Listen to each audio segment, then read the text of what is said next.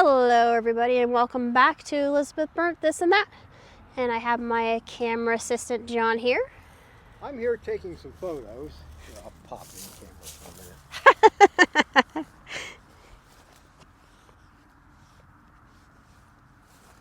I prefer being behind the camera. We caught 2 trains already. Now you know why. Yeah, we photographed a train and then a locomotive pulling something or I don't know other. what it was. I got video. Yeah, I often it was inspect the video. odd. Looked like maybe some wrapped up generator or something. I think it was a generator. It was unusual. It was huge. So maybe I'll tack it on the end of this review video so you can see what we saw. Yeah. And we've got a couple more to do tonight still. But what are you reviewing now, Elizabeth? I'm reviewing a sci-fi political thriller called The Great Transition by Nick Fuller Goggins.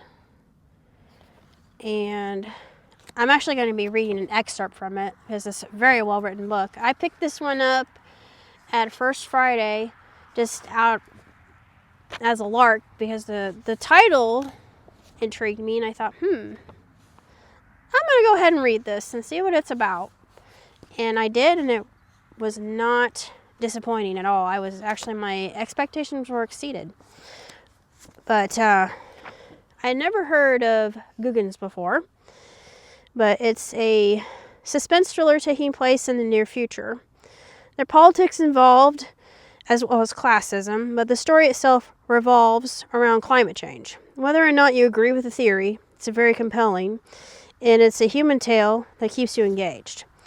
I found a couple lines I enjoyed that I want to share. I also wanted to say that as a zillennial, this book speaks to me because Amy's backdrop of music was all cutting-edge stuff when I was 10 in 1990. Hard to believe I grew up in such a transformative time. And this is a quote from the book. "School isn't the only place to learn, Emiliana. School can't teach you how to live with hunger or to go weeks without a shower. The greatest lessons come from life experience." And then there was another quote that Nika says to Emiliana. "Skateboarding prohibited, which is why we must," Nika says in her Dungeons and Dragons voice. "'Tis the sworn duty among the race of skaters. Thou must shred." I adored the 90s reference as I went through the indisputable golden age of music, and every chapter is told from the point of view of a character, giving the narrative more accessibility, relatability, and depth. Highly recommended. 5 stars, 2 thumbs way up. But I'm going to read from a chapter that is actually told from Emiliana's point of view about the Great Transition. I think she's talking about her mother here. But the day before she leaves for extraction duty, the sparks bounce off her. She won't ignite. When I take one sip of milk and push back my plate, she just smiles and says, "Maybe later." I look at my dad while he scrapes my tacos into the compost. He shrugs like, "I'm not complaining." My mom's strange mood doesn't end at breakfast. Usually my dad and I walk the compost to the garden and he drops me off at school. But today she insists on taking me.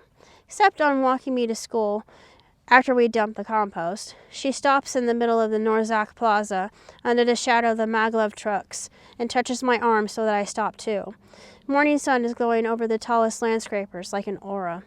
People stream around us. A group of workers is unloading tools from crates. They have been building a Day Zero stage for our plaza. They talk about Day Zero quite a bit. Next to the stage, the McDonald's Cooperative is putting up this huge food hall.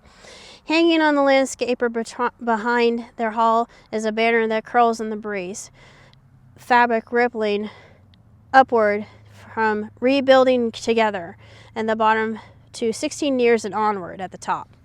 I'm 1000% ready for my mom to make fun of the slogans, as she loves to do, and remind me of all the reasons the holiday is just a chance for grown-up adults to play dress-up, eat junk, and get drunk, which is why she hasn't stopped us. She doesn't mention Day Zero at all. She nods at the up-city Rumbala and suggests we go on a walk. Walk to where? I ask. "Oh, I don't know. Summit Park?" "I can't skip school, Mom." "Who's skipping? You'll only be late. It's the day before vacation. I leave tomorrow. Your teachers will understand. We'll make a picnic. We'll grab lunch. I just had breakfast." "You didn't eat a thing." "I'm not hungry." "You can get a smoothie." I said I'm not hungry. well, fine. We don't have to eat Emiliana. We can just walk and talk.